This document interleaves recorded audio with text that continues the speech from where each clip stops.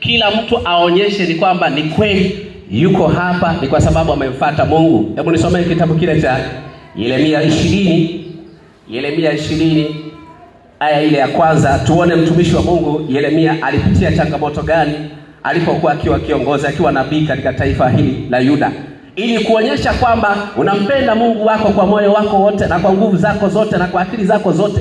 Lazima Mungu aruhusu changamoto kwenye maisha yako. Lazima kuwepo kwa kutikiswa.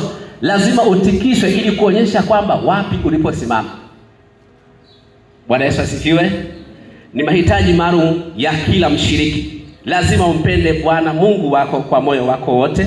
Hebu nisome hiyo kitabu Yeremia 20 aya ya kwanza hadi ya pili. Yeremia sura 20 ndio aya ya kwanza imeandikwa. Ndio. Basi Pashuri mwana wa Imeri ndio kuhani ndio aliyekuwa msimamizi mkuu katika nyumba ya Bwana ndio alimsikia Yeremia alipokuwa akitabiri maneno haya. Aya ya pili. Ndio. Ndipo Pashuri akampiga Yeremia. Nabii imeisha. Ilikuwa inaendelea. Ishia hapo. Biblia inasema kwamba Yeremia alipokuwa katika taifa la Yuda akitoa unabii aliotumwa na Mungu. Lakini ninashangaa kwamba Biblia inasema kwamba wakati anatoa unabii akapigwa na kuhani. Akapigwa na nani? Akapigwa na kuhani. Sasa mimi nilikuwa najiuliza kosa lake lilikuwa ni nini? Kwa kumbe unaweza ukawa ndani ya kanisa na ukakutana na makwazo ndani ya kanisa, aidha kwa kiongozi au kwa mtu yoyote, na ukapigwa tu bila sababu. Lakini bado Yeremia aliendelea kusimama kumtetea Mungu, haijalishi kwamba amekutana na nini. Kwa hata unapokutana na makwazo ndani ya kanisa, na hapa anasema hajapigwa labda na mpagani, amepigwa na kiongozi wa dini, kuhani. Mchungaji anaweza kukukwaza, lakini anakukwaza si kwa sababu useme sasa kwa sababu mchungaji amenikwaza mimi kuanzia leo siji kanisani. Mungu anataka uonyeshe kwamba unampenda Bwana Mungu wako kwa moyo wako wote, kwa roho yako yote, kwa nguvu zako zote na kwa akili zako zote. Lazima uonyeshe hicho. Anapigwa na anapopigwa, lakini anaendelea kutoa unabii katika hilo taifa la Yuda. Anapigwa kwa sababu gani sasa? Yaani mtu anasema mimi sifiki kanisani kwa sababu kuna mtu amenikwaza. Rafiki yangu, simama imara. Bwana Yesu asifiwe. Tumsifu Yesu Kristo. Nilikuwa niko mahali fulani huko, nilikuwa naimba kwaya vijana. Kijana mmoja akatokea tu makwazo kwenye kwaya hapa, akasema mimi siimbi tena. Nikamwambia hauimbi tena kwa sababu umekwazwa na mwanakwaya. Ngoja nikwambie, endelea kuimba tena. Bwana Yesu asifiwe.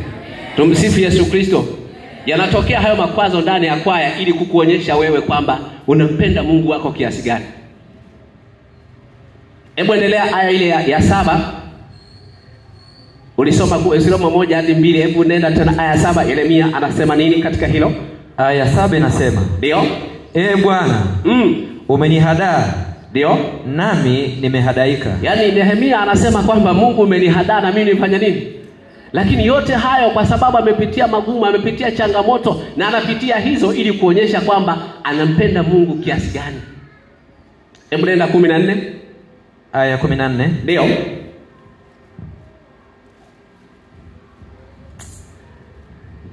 Inasemaje 14? Aya 14 inasema na ilaaniwe siku niliyozaliwa. Anasema Yeremia kwamba na ilaaniwe siku niliyofanya nini? Niliyozaliwa. Endelea. Isibarikiwe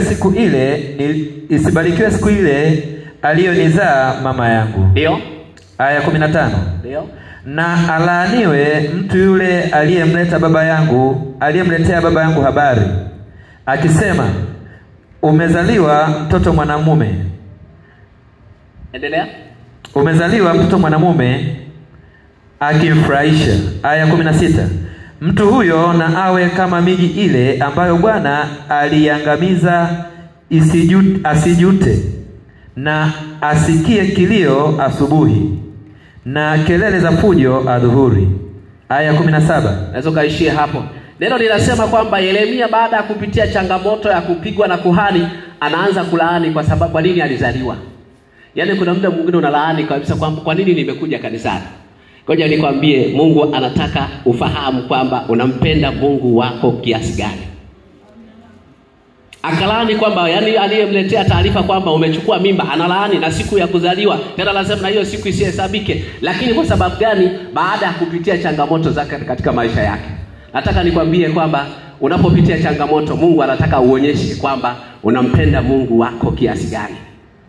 Ni kweli unampenda Mungu wako kwa nguvu zako zote, kwa roho yako yote, kwa akili zako zote? Je, unampenda Mungu kiasi gani? Bwana Yesu asifiwe. Hebu muulize jirani yako, unampenda Mungu wako kiasi gani? Sasa wengine hamuulizi, sijajua shida ni nini. Lakini hiyo yote ni kuonyesha kwamba Mungu anataka uonyeshe kwamba unampenda Mungu kutoka moyoni. Yaani vyote hivyo vinapokuja ni kuonyesha kwamba wewe uko hapa kwa sababu gani. Na mimi nataka niwaambie hivi. Yaani Mungu anapopima kanisa kwamba liko kiroho, hapimi Jumamosi kwamba leo watu wamejaa sana, watu hawa wako kiroho. Uko hapa kwa sababu leo pia ni likizo. Uko hapa kwa sababu ni weekend. Uko hapa kwa sababu hakuna kazi. Lakini Mungu anapima watu wako kiroho Jumatano na kufungua Sabato. Siku moja nilikuwa kule Kahama, kwa tuna semina moja ya uwakili. Alikuwa anaitwa mchungaji Izungu ambaye ni katibu wa Union. Wakati anaendesha ile semina tulikuwa tunajaa wiki nzima hiyo, tunajaa Jumatatu, Jumangapi, siku zote tunajaa. Nataka nikwambie mitaani tukaanza kuulizwa kwa Sabato, hivi kuna nini? Mbona mnajaa sana? Hivi hapo tunahubiri kwamba Yesu anakuja jamani? Hapo amefungua darasa. Si ni rahisi kumuelekeza kwa sababu tayari wewe umeonyesha. Lakini leo hii tuko hapa tumejaa, sio kwamba ndo tunaonyesha kwamba tunampenda Mungu. Hebu acha kazi zako, acha biashara zako, uje kumwabudu Mungu. Huko ndiko kuonyesha kwamba unampenda Mungu kiasi gani. Hebu nisome Yeremia 26 aya ile ya 13, inasema nini? Mahitaji maalum ya kila mshiriki. Hitaji la kwanza la kila mshiriki ni kumpenda Mungu wako kwa moyo wako wote, na kwa roho yako yote, na kwa nguvu zako zote, na kwa akili zako zote, na jirani yako kama nafsi yako. Inasema nini Yeremia 26 aya ile ya 13? Yeremia 26 mstari wa 13 imeandikwa. Inasema nini? Basi sasa tengenezeni njia zenu, ndio, na matendo yenu, ndio, mkaisikilize sauti ya Bwana Mungu wenu, ndio, naye Bwana atayagairi mabaya aliyoyanena juu yenu. Bado huyu Yeremia anatoa unabii. Hata kama anapitia changamoto, anapigwa, lakini bado anasimama katika ukweli. Hata kama utakutana na changamoto, hata utakutana watu wanakucheka kanisani, wanakucheka watu wengi, nataka nikwambie endelea kufanya kila ambacho Mungu amekuagiza. Bwana Yesu asifiwe.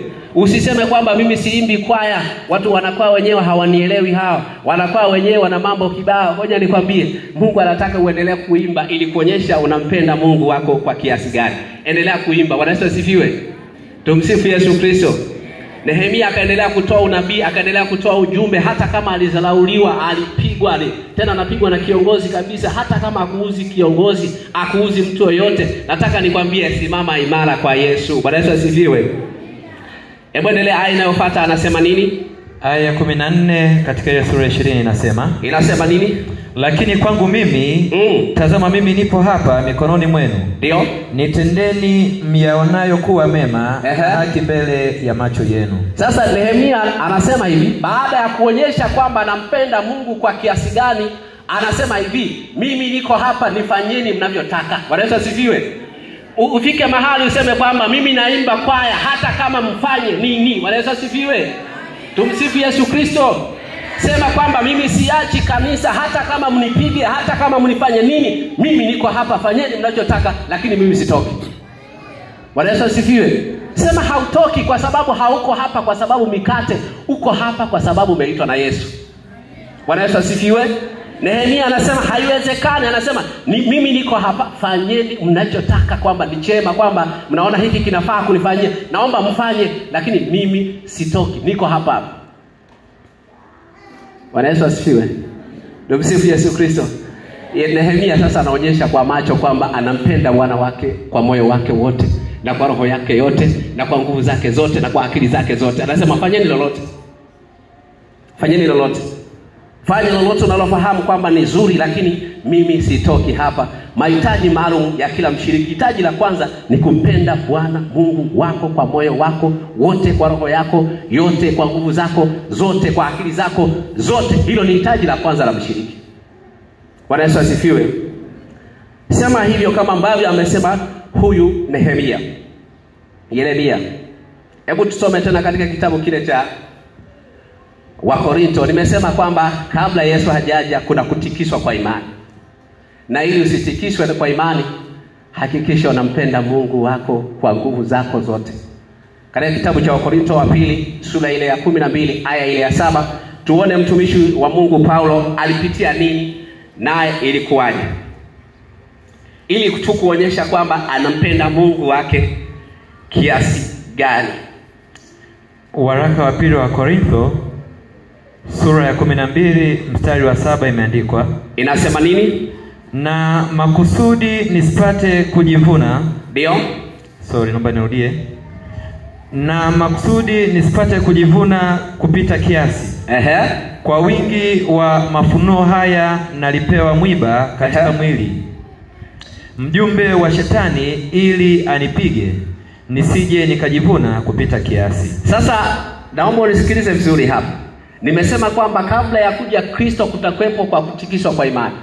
Sasa Paulo anasema kwamba alipewa mwiba. Tena huo mwiba anasema kwamba sasa ni kama mjumbe wa shetani. Yaani alipewa kidonda, na hiki kidonda kikawa sasa kiko kwenye mwili wake.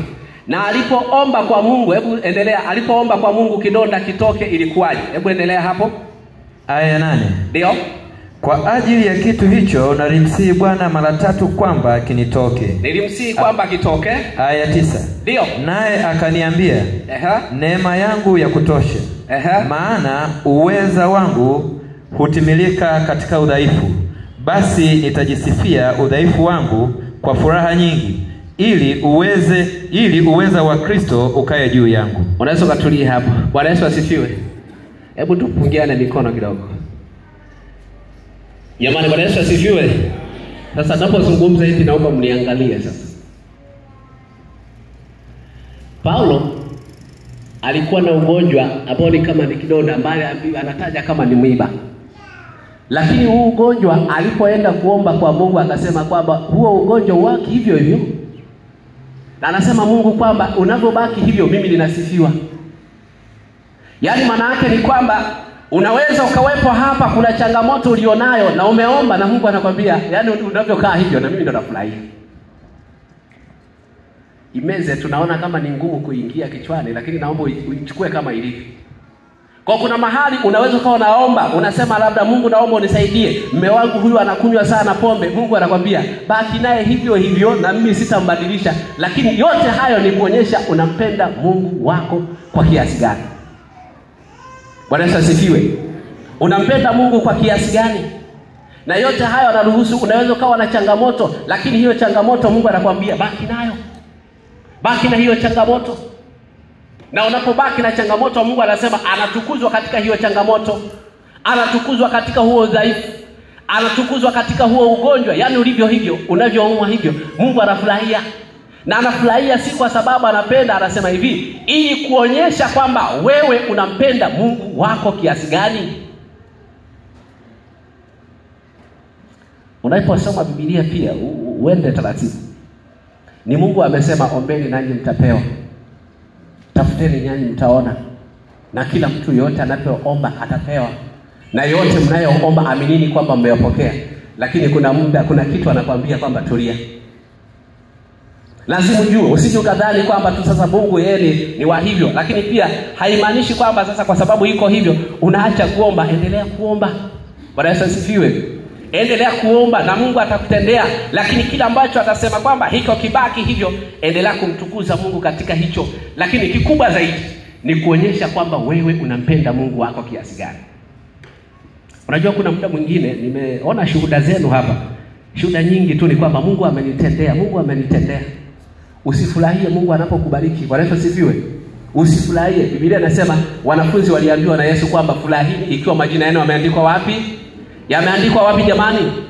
Usije ukafurahia Mungu umeomba Mungu akupatie nyumba, umefanikiwa umepata nyumba, umeomba Mungu akupatie hiki, umepata hicho, ukasema namshukuru sana Mungu. Usifurahie. Furaha yako ni kuhakikisha kwamba unaingia katika ile nchi mpya. Bwana Yesu asifiwe. Tumsifu Yesu Kristo. Lakini yote hayo, unampenda Mungu wako kiasi gani? Hilo ni hitaji la kwanza na la muhimu sana kwa kila mshiriki. Na unapokutana na hizo, kuna muda fulani unajua ukipitia changamoto na unatamani kufanya hivi. Na tunapoomba, unajua bora muombe mtu ambaye hana uwezo huo. Ukasema labda hajanipa kwa sababu hana uwezo. Lakini unapomwomba Mungu, sio kwamba anaweza kufanya, lakini anakwambia lazima uwe na subira. Bwana Yesu asifiwe. Uwe na subira. Kuna muda nilikuwa ninasafiri na sasa sikuwa na subira. Nilikuwa natoka Pemba kule Zanzibar. Sasa kwa sababu nilikuwa nasafiri na nilikuwa na hamu na nilikuwa nimejiandaa kwenda nyumbani. Sasa kumbe nilikuwa nimechelewa kukata tiketi.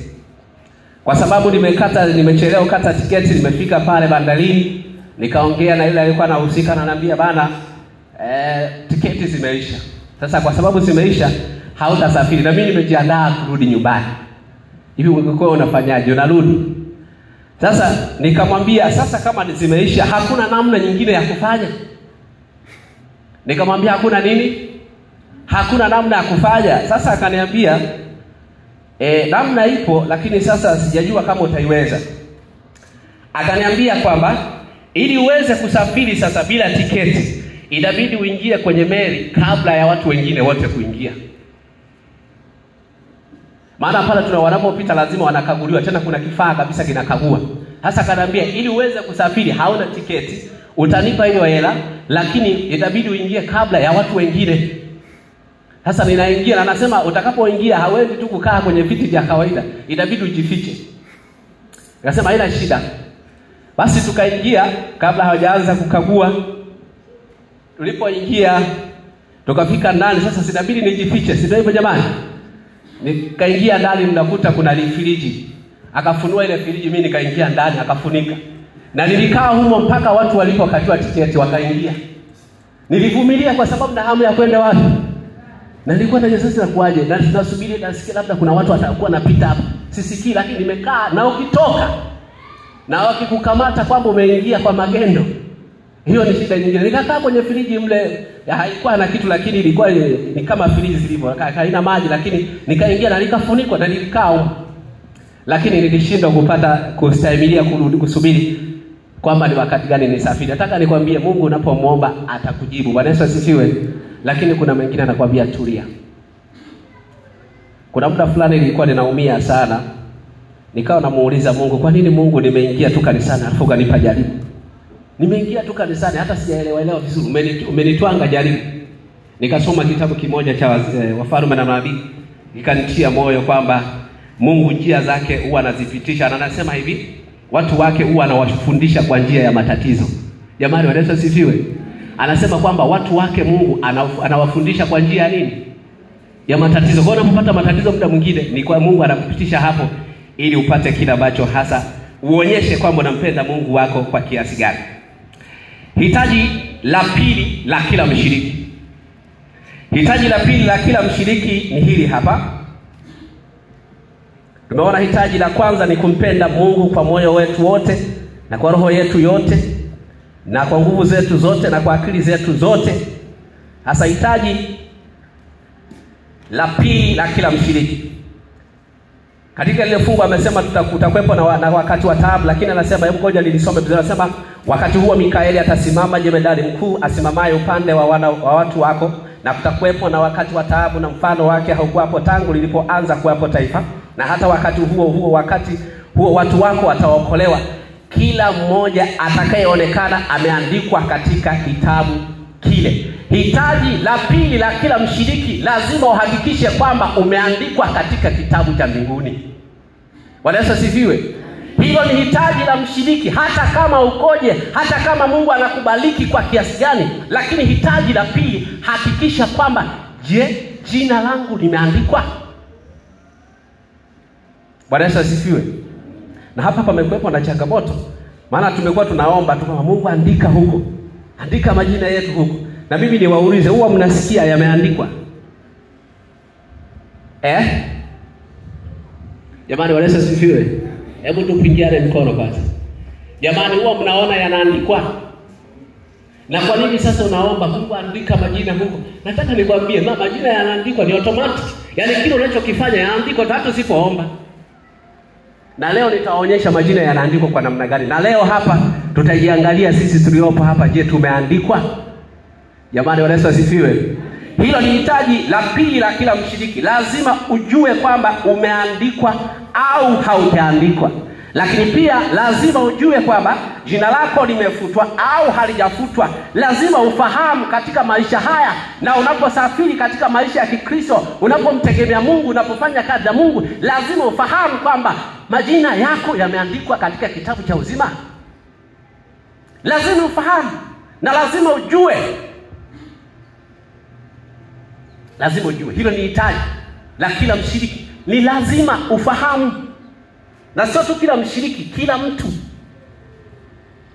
Na mimi nitawasomea nukuu sasa, majina yanaandikwaje. Bwana Yesu asifiwe. Yanaandikwa kwa kuomba au yanaandikwaje? Kuna nukuu fupi hapa kwenye kitabu hiki kinaitwa Danieli na siku zetu, ukurasa ule wa 135. Mimi nataka niwaonyeshe majina yanaandikwaje. Sio kwa kuomba tu baandika huko. Jamani, Bwana Yesu asifiwe. Sasa nukuu inasema hivi. Naomba mnisikilize hapa. Anasema kubatizwa na kujiunga na kanisa, jina la mtu huandikwa katika kitabu cha uzima. Bwana Yesu asifiwe. Tumsifu Yesu Kristo. Anasema, nirudie bila nukuu hii maana imenifurahisha. Anasema hivi, kubatizwa, kujiunga na kanisa, jina la mtu huandikwa katika kitabu cha uzima. Mliobatizwa hapo nione mikono. Mungu anasema ameandika majina yenu. Bwana Yesu asifiwe. Ikiwa lazima ujue kwamba umeandikwa majina yako katika kitabu, na anasema hivi, yanaandikwa tu mtu anapobatizwa. Ikiwa hujabatizwa, nafikiri imenyoka tu vizuri kwamba haujaandikwa. Na anasema kwamba wataokolewa wale watakaoonekana kwamba majina yao yameandikwa katika kitabu cha uzima. Ikiwa yameandikwa, na anasema hivi, yanaandikwa kwa sababu hawa watu wamebatizwa na kumfuata Yesu kuwa Bwana na Mwokozi wao, na hivyo wanapobatizwa majina yao yanaandikwa katika kitabu cha uzima. Hata usipoomba, ikiwa umebatizwa, majina yako yameandikwa. Jamani, Bwana Yesu asifiwe. Lakini kuna shida moja sasa. Swali lingine kwamba limeandikwa limebaki, au unajuaje kama limebaki?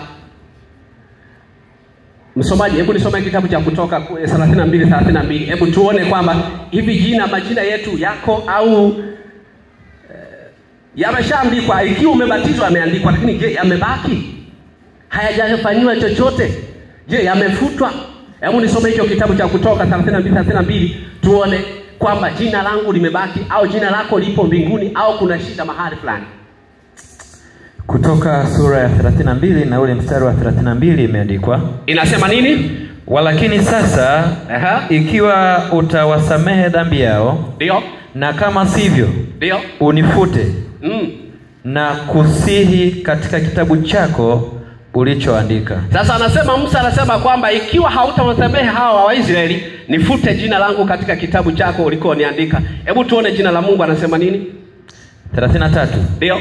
Bwana akamwambia Musa, ndio, mtu yeyote aliyenitenda dhambi ndiye nitakayemfuta katika kitabu changu. Sasa shida iko hapa. Tumeandikwa ndio, lakini anasema hivi, ikiwa mtu ametenda dhambi anafutwa dhambi, na ni jina lake katika kitabu cha uzima.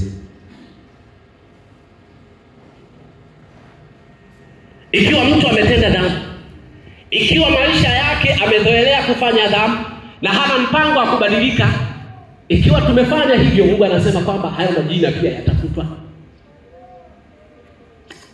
Sasa kwa wakati huu nikupe zoezi moja. Lakini kabla sijatoa hilo zoezi, ikiwa rafiki yangu unanisikiliza hapa haujabatizwa, natoa fursa leo ujitoe ubatizwe. Hata kama sio leo ubatizwe, ubatizo unapokuja ubatizwe. Wanini ubatizwe? Mikaeli atasimama, anasimama tu upande wa wale ambao majina yao yameandikwa katika kitabu cha uzima. Na hakuna gharama. Hakuna gharama ya kubatizwa, hakuna. Ni wewe kujisajili katika kitabu cha Mungu.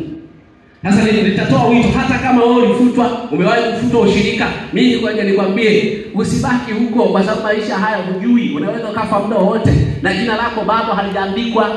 Na anasema kwamba majina yanaandikwa tu kwa kubatizwa.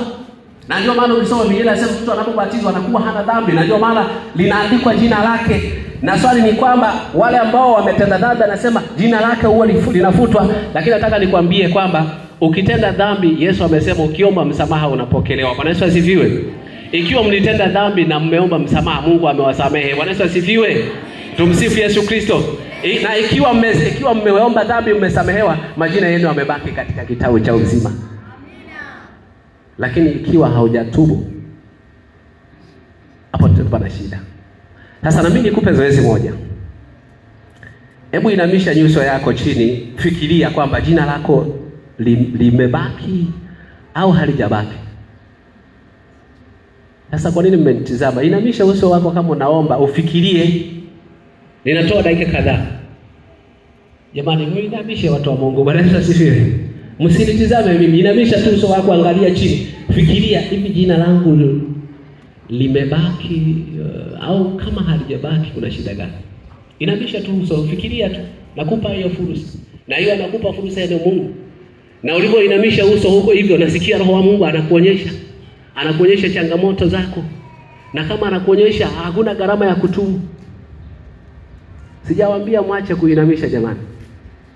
Endelea kufikiria. Na dakika hizo nimezitoa kwa ajili yenu.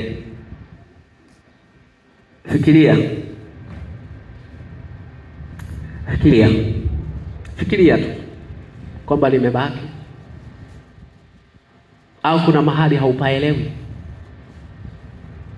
Fikiria tu. Na linaandikwa tu mtu kwa kubatizwa. Na ikiwa ulibatizwa alafu kufanya vizuri mahali fulani, Mungu anakuita wito utubu. Fikiria tu. Na nataka nikwambie, kabla kuja kwa Yesu lazima watu hakikishe kwamba wameandikwa katika kitabu kile cha uzima. Ikiwa unaweza sasa nani uso wako. Sasa ikiwa umefikiria, umeona kwamba kuna mahali hapajakaa vizuri, njoo hapa tuombe. Tembea tu kama ulivyo, na nafasi ni nzuri. Uje hapa tuombe. Ikiwa Roho wa Mungu kweli kwa dhati kutoka moyoni mwako umeona kwamba kuna mahali hapajakaa vizuri, njoo hapa tuombe. Na hii haitaji kwamba kwa sababu lazima nitumie nguvu. Ikiwa umeona kwamba kuna mahali hapajakaa vizuri, njooni watu wa Mungu. Ikiwa kuna mahali umeona kwamba hapajakaa, simama uje. Simama tu nje jamani. Simameni nje. Roho wa Mungu ndiye anaona hizo changamoto. Njooni, msiogope. Na huu wito sio wangu. Ni Mungu anakuita, na tusije kwa wito ule wa kuzoea. Njoo tu hapa tuombe. Ikiwa umeona, mimi siwezi kujua kwamba umeonaje, lakini Roho wa Mungu amekuonyesha, tembea uje. Njoo tu rafiki yangu. Wala hakuna gharama yoyote. Ni wito wa bure tu. Ni wito wa bure kabisa rafiki zangu. Njoo tuombe. Na tunapokuja kuomba, Mungu asikie haja zako. Na Mungu anasema kwamba kwenye swala la dhambi anasema hacheleweshi kujibu. Yaani unapoomba hakuna kusema Mungu asubiri. Kwenye dhambi nataka niwaambie hivi, hakuna kusema Mungu anasubiri. Hapo anajibu pale. Yaani ukishaomba tu msamaha kwamba Mungu nisamehe 1 2 3, Mungu anajibu pale. Endelea kusogea rafiki yangu.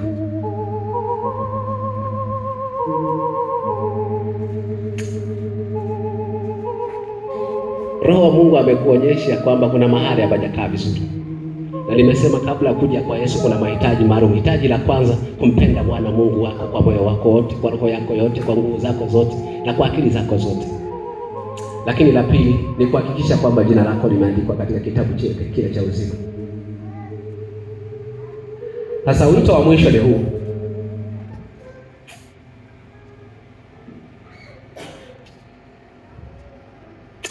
Ikiwa Mungu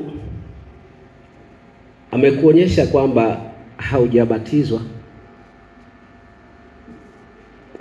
na unaona hakuna sababu ya wewe kutobatizwa, njoo mbele hapa uweze kubatizwa hata kama sio leo. Na amesema kwamba ili uweze kuandikwa majina yako katika kitabu cha uzima, anaandika kwa njia ya kubatizwa. Nakwambia kile ambacho Yesu alimwambia Nikodemu usiku, akamwambia mzee, fanya unavyojua, hata kama una elimu, kama usipozaliwa mara ya pili mzee unabaki hapa. Ikiwa umeona kwamba ninahitaji kubatizwa, na acha kusema eti nataka nijifunze Biblia niifahamu yote. Hata wachungaji wanaenda kusoma Biblia. Kama wewe sasa unasema unatajua wapi sasa, utaendelea kujifunza. Bwana Yesu asifiwe. Na Yesu anasema kwamba nendeni mkawabatize hao, mwafanye wanafunzi na kuwabatiza. Baada ya kubatizwa asemi tu wakae, anasema wataendelea kufundishwa yote. Bwana Yesu asifiwe. Ikiwa umeona kwamba unahitaji kubatizwa na hauna sababu yoyote, njoo mbele hapa tu.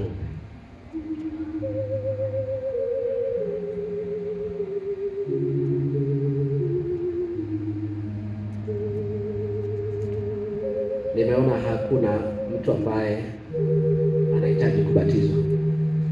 Sina muda wa kukushawishi. Roho wa Mungu akushawishi. Bwana Yesu asifiwe. Na neno la Mungu limenukuu vile vile. Sasa tunapohitaji kwenda kwenye maombi, nimkaribishe mzee wa kanisa, lakini pia na mkuu wa kamati ya maombi waje mbele hapa.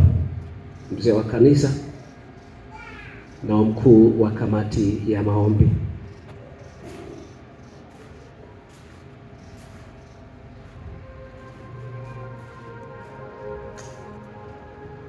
Hawa watu wamekuja mbele ni kwamba wamesikia wito, na walipoinamisha nyuso zao Roho wa Mungu aliongea nao, wamehisi kuna mahali hapa jakaa vizuri.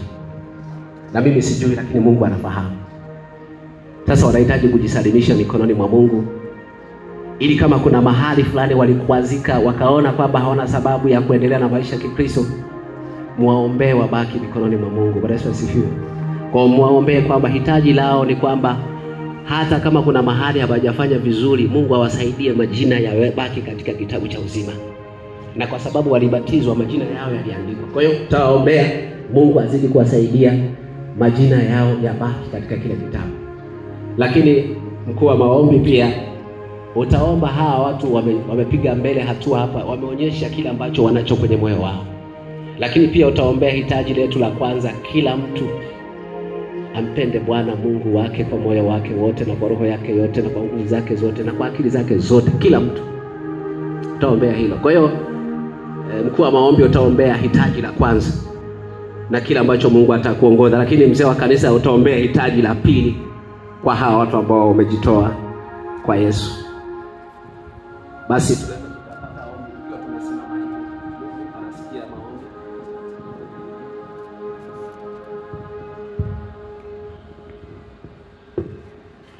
Tuombe.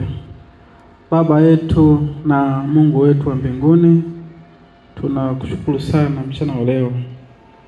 Umetupatia fursa ya kusogea mbele zako na kusikia maneno yako ileta uzima. Jina lako litukuzwe. Mungu wetu wa mbinguni, wana na binti zako tumesimama, tumesikia katika kitabu cha Danieli 12 kuanzia ya kwanza, na kwamba wakati ule Mikaeli atasimama kwa upande wa watu wake. Nasi tumegundua kwamba watu wa Mungu ni watu wanaetenda mema, si wale ambao wanatenda maovu. Nasi tumegundua tumekutenda dhambi, na kwa kugundua huko tumetambua kwamba majina yetu yameondolewa katika kitabu cha uzima. Tunakuja mbele zako Bwana tukiungama dhambi na makosa tuliyokutenda. Tunakuomba Bwana, pokea maombi yetu. Yarejeshe tena majina katika kitabu kile cha uzima, ili tukafae kuendea kwa watoto wako. Asante Yesu, kwa sababu wewe ni mwingi wa rehema, ni mwingi wa fadhila.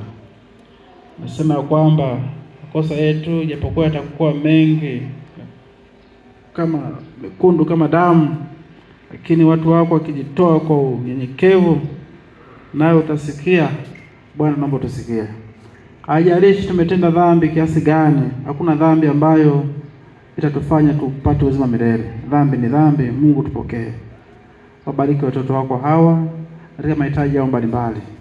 Ikiwa wana udhaifu mwingine wa kiafya, Bwana kawajalie. Ikiwa na changamoto za maisha, misongo mbalimbali ya maisha, Mungu ukawajalie. Tunakushukuru Mungu kwa sababu tunaamini maombi yetu yote utayapokea, na kila mmoja wetu utamjibu kwa kadri ya mapenzi yako. Tunakushukuru Muumbaji wetu, tukiamini kwamba umesikia, kupitia jina la Yesu aliye Bwana Mwokozi maisha yetu. Amen. Baba yetu wa mbinguni, asante kwa ajili ya mchana huu wa leo. Tunaamini ya kwamba ni kwa neema tu tumeweza kusikia sauti yako. Tunalisifu na kulitukuza jina lako, maana kwa neema ya pekee umetuonyesha udhaifu wetu. Ni kwa kuwa hautaki tupotee, bali tufikirie toba, tupokee wokovu. Mungu wetu na Baba yetu uliye juu mbinguni, watumishi wako wamekuja mbele zako si kwa ajili ya mhubiri wa leo, lakini wamekufuata wewe kwa jina lako akaokolewe. Mungu wetu na Baba yetu uliye juu mbinguni, kila mmoja aliyepiga hatua mbele anajua udhaifu wake, na huenda amepambana kwa muda mrefu kwa ajili ya kushinda hiyo dhambi, lakini ameshindwa. Lakini leo hii tunakuja kwa jina la Yesu, yeye aliyekufa msalabani, akafa akamwaga damu yake ili kila mmoja akapate kuokolewa. Baba, tunaomba mchana wa leo utuoshe kupitia damu yako Yesu. Kila udhaifu wa mmoja mmoja Mungu, leo hii kupitia maombi haya ukamtoke kwa jina lako Yesu. Kila kitu ambacho kimetutenga mbali na wewe Mungu, tumeangalia kwamba tunatakiwa tukupende wewe kwa mioyo yetu yote, lakini wakati mwingine tumependa waume zetu kuliko kukupenda wewe. Wakati mwingine tumependa kazi zetu kuliko kukupenda wewe. Wakati mwingine tumependa familia zetu kuliko kukupenda wewe. Na Mungu, tunakuomba masaa haya, chochote ambacho kimetutenga mbali na wewe Mungu, tunaomba kwa neema ya pekee Kristo wa neema yote, tusaidie kujua huo udhaifu na tupatie ushindi. Tunaamini ya kwamba Mungu wewe ni mweza wa yote, na kila goti kwako litapigwa, na kila ulimi utakiri kwamba wewe Yesu ni Bwana. Hivyo Baba, tunaomba kabla tujapotea, tusaidie kujua udhaifu wetu, na tukisha ujua tusaidie kujinyenyekeza kwako. Hakuna aliye na nguvu ya kushinda dhambi isipokuwa kwa kutazama msalaba. Jioni ya leo, asubuhi ya leo Mungu, na mchana huu tunaomba kwa jina lako Yesu, tusaidie kukutazama ya kwamba ushindi pekee tunaupata kwako. Mungu wetu, tunaamini ya kwamba kupitia maombi haya kila kifungo kilichofunga watu wako kinafunguka mchana wa leo. Ikiwa ni kifungo Mungu, adui amefunga watu katika uraibu wa ngono, uraibu wa ulevi, uraibu wa uongo, uraibu wa masengenyo, Baba, kupitia maombi haya huo uraibu ukaondoke kwa jina la Yesu. Tunaamini ya kwamba wewe ni Mungu mwenye nguvu, na nguvu zako zinadhihirika katika udhaifu. Basi Mungu, kupitia udhaifu wa uongo nguvu zako zikadhihirike. Kupitia udhaifu Mungu wa uzinzi, udhaifu ukuu wako Mungu ukadhihirike. Mungu wetu, tunaamini ya kwamba umesikia maombi yetu. Tusaidie tudumu kuwa waaminifu. Ikiwa kuna makwazo yoyote Mungu, tusaidie kukutazama wewe. Baba yetu uliye juu mbinguni, tunaamini ya kwamba mchana huu leo tumefunguliwa, na sasa tunaanza hatua pamoja na wewe. Tusaidie yule mwovu asituweze, bali kupitia nguvu ya msalaba tukaweze kushinda. Katika jina la Yesu Kristo tumeomba na kujikabidhi mikononi mwako Bwana, kwa jina lako. Amina.